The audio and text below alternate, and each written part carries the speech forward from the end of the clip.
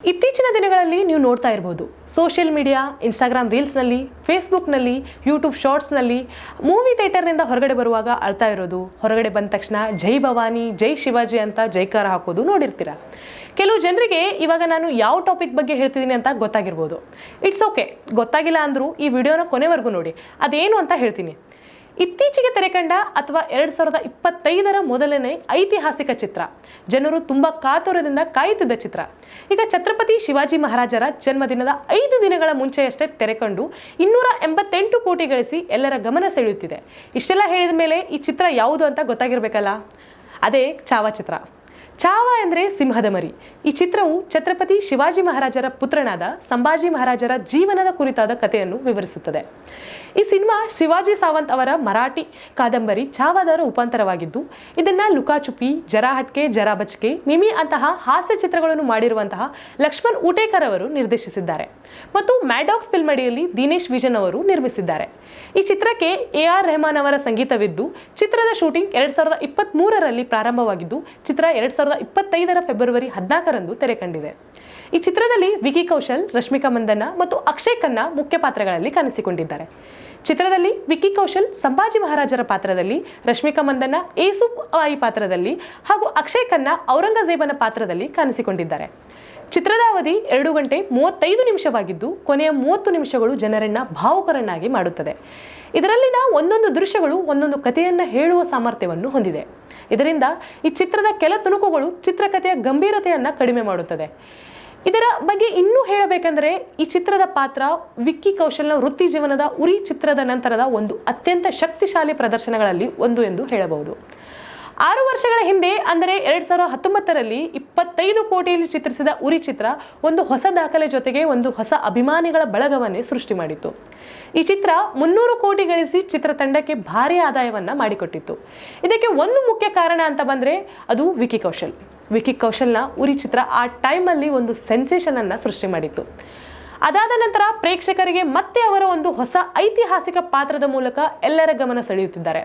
ಪರದೆಯ ಮೇಲಿನ ಅವರ ಉಗ್ರ ಉಪಸ್ಥಿತಿ, ಕಮಾಂಡಿಂಗ್ ಡೈಲಾಗ್ ಡೆಲಿವರಿ ಮತ್ತು ಅವರ ಭಾವನಾತ್ಮಕ ಅಭಿನಯ, ಇದೆಲ್ಲ ಆ ಪಾತ್ರದ ಬಗ್ಗೆ ಅಥವಾ ಅವರ ವೃತ್ತಿಯ ಬಗ್ಗೆ ಅವರಿಗೆ ಇರುವ ಒಂದು ಪ್ಯಾಷನ್ ಅನ್ನು ತೋರಿಸುತ್ತದೆ. ಸಂಭಾಜಿ ಪಾತ್ರದಲ್ಲಿ ವಿಕಿ ಕೌಶಲ್ ಅವರು ಪರಕಾಯ ಪ್ರವೇಶ ಮಾಡಿದ್ದಾರೆ ಎನ್ನಬಹುದು. ಇನ್ನು ರಶ್ಮಿಕಾ ಅವರ ನಟನೆ ಬಗ್ಗೆ ಹೇಳಬೇಕೆಂದರೆ, ಅವರ ನಟನೆ ಚೆನ್ನಾಗಿದ್ದರೂ ಆಯಿ ಸಾಹೇಬ ಏಸುವಾಯಿ ಪಾತ್ರಕ್ಕೆ ಇರಬೇಕಾದ ಒಂದು ಗತ್ತನ್ನ ನಿಭಾಯಿಸುವಲ್ಲಿ ಅವರು ಸಂಪೂರ್ಣವಾಗಿ ಯಶಸ್ವಿಯಾಗಿಲ್ಲ ಅಂತಾನೆ ಹೇಳಬಹುದು. ಅವರ ಆ ಪಾತ್ರಕ್ಕೆ ಇನ್ನೂ ಜೀವ ತುಂಬಬಹುದಾಗಿತ್ತು ಎಂದರೂ ತಪ್ಪಿಲ್ಲ. ಇನ್ನು ಬಹುಮುಖ್ಯವಾಗಿ ಹೇಳಬೇಕೆಂದರೆ, ಔರಂಗಜೇಬ ಎಂಬ ಕ್ರೂರ ಮೊಘಲ ಸಾಮ್ರಾಟನ ಪಾತ್ರಕ್ಕೆ ಜೀವ ತುಂಬಿದ ಅಕ್ಷಯ್ ಖನ್ನಾ ಅವರ ನಟನೆ ಹೇಗಿತ್ತು ಅಂತ ಹೇಳಬೇಕೆಂದರೆ, ಇನ್ನೂ ಮುಂದಿನ ಸಮಯದಲ್ಲಿ ಯಾರೇ ಔರಂಗಜೇಬನ ಪಾತ್ರ ಮಾಡಿದರೂ ಇವರನ್ನ ಮೀರಿಸೋಕೆ ಸಾಧ್ಯವಿಲ್ಲ ಎನ್ನುವಷ್ಟರ ಮಟ್ಟಿಗೆ ಆ ಪಾತ್ರವನ್ನು ಚೆನ್ನಾಗಿ ನಿರ್ವಹಿಸಿದ್ದಾರೆ. ಇವರಷ್ಟೇ ಅಲ್ಲ, ಈ ಚಿತ್ರದಲ್ಲಿ ಪ್ರತಿಯೊಬ್ಬರ ನಟನೆಯೂ ತುಂಬ ಚೆನ್ನಾಗಿತ್ತು. ಪಾತ್ರ ನಿರ್ವಹಣೆಯನ್ನು ಎಲ್ಲರೂ ತುಂಬ ಚೆನ್ನಾಗಿ ನಿರ್ವಹಿಸಿದ್ದರು. ಎಲ್ಲರ ನಟನೆ ಕಥೆಗೆ ಪೂರಕವಾಗಿತ್ತು. ಇನ್ನು ಚಿತ್ರಕಥೆಯ ಗಂಭೀರತೆಗೆ ಅನುಗುಣವಾಗಿ ಚಿತ್ರದ ಹಾಡುಗಳು ಮೂಡಿಬಂದಿಲ್ಲ ಅನ್ನಬಹುದು. ತಾನಾಜಿ, ಬಾಜಿರಾವ್ ಮಸ್ತಾನಿ ಮೊದಲಾದ ಮರಾಠ ಸಾಮ್ರಾಜ್ಯದ ಕಥೆ ಹೊಂದಿರುವ ಚಿತ್ರಗಳಿಗೆ ಹೋಲಿಸಿದರೆ ಹಾಡುಗಳು ಗುಣಮಟ್ಟ ಕಡಿಮೆ ಎಂದೇ ಹೇಳಬಹುದು. ಇನ್ನು ಛಾಯಾಗ್ರಹಣದ ಬಗ್ಗೆ ಹೇಳಬೇಕೆಂದರೆ, ಮುಂಜಾ, ಸೆಕ್ಟರ್ 36, ಏಕ್ ಥಿ ಡಾಯನ್, ಜಲ್ಸಾ ಎಂಬ ಇನ್ನೂ ಹಲವು ಚಿತ್ರಗಳಿಗೆ ಛಾಯಾಗ್ರಾಹಕರಾಗಿ ಕೆಲಸ ಮಾಡಿದ ಸೌರಭ್ ಗೋಸ್ವಾಮಿ ಈ ಚಿತ್ರಕ್ಕೆ ಛಾಯಾಗ್ರಾಹಕರಾಗಿದ್ದಾರೆ. ಈ ಚಿತ್ರದ ಬಜೆಟ್ 130 ಕೋಟಿಯಾಗಿದ್ದು, ಈಗಾಗಲೇ ಇದು 288 ಕೋಟಿ ಗಳಿಸಿ 2025ರ ಸಾಲಿನ ಅತಿ ಹೆಚ್ಚು ಗಳಿಕೆ ಮಾಡಿದ ಭಾರತೀಯ ಚಲನಚಿತ್ರ ಹಾಗೂ 2025ರ ಅತಿ ಹೆಚ್ಚು ಗಳಿಕೆಯ ಹಿಂದಿ ಚಲನಚಿತ್ರವಾಗಿದೆ. ಈ ಚಿತ್ರವು ನಿಜವಾದ ಐತಿಹಾಸಿಕ ಆಧಾರಿತವಾದುದರಿಂದ ಊಟೇಕರ್ ಮತ್ತು ಅವರ ತಂಡವು 1 ವರ್ಷ ಛತ್ರಪತಿ ಸಂಭಾಜಿನಗರ, ರತ್ನಗಿರಿ, ಪುಣೆ, ನಾಸಿಕ್ ಮತ್ತು ಪೈಠಾನ್ನಂತಹ ಐತಿಹಾಸಿಕ ಪಟ್ಟಣಗಳಿಗೆ ಪ್ರಯಾಣಿಸಿ 17ನೇ ಶತಮಾನದ ಮರಾಠ ಯುಗದ ಸಂಶೋಧನೆಯನ್ನು ನಡೆಸಿದ್ದರು. ರಶ್ಮಿಕಾ ಮಂದಣ್ಣ ಅವರ ಪಾತ್ರವಾದ ಏಸುವಾಯಿಗಾಗಿ ಕಾಸ್ಟ್ಯೂಮ್ ಡಿಸೈನರ್ ಶೀತಲ್ ಶರ್ಮಾ ಅವರು ಅಧಿಕೃತ ಪೈಠಣಿ ಸೀರೆಗಳನ್ನು ಪಡೆದು 500 ವರ್ಷಗಳ ಹಳೆಯ ಬಾರ್ಡರ್ಗಳನ್ನು ಪುನಃಸ್ಥಾಪಿಸಿದರು. ಪೈಠಣಿ ಮತ್ತು ನಾರಾಯಣಪೇಟ ಸೀರೆಗಳನ್ನು ಪಡೆಯಲು ಪೈಠಾನ್ ಮತ್ತು ನಾರಾಯಣಪೇಟಕ್ಕೆ ಭೇಟಿ ನೀಡಿದರು.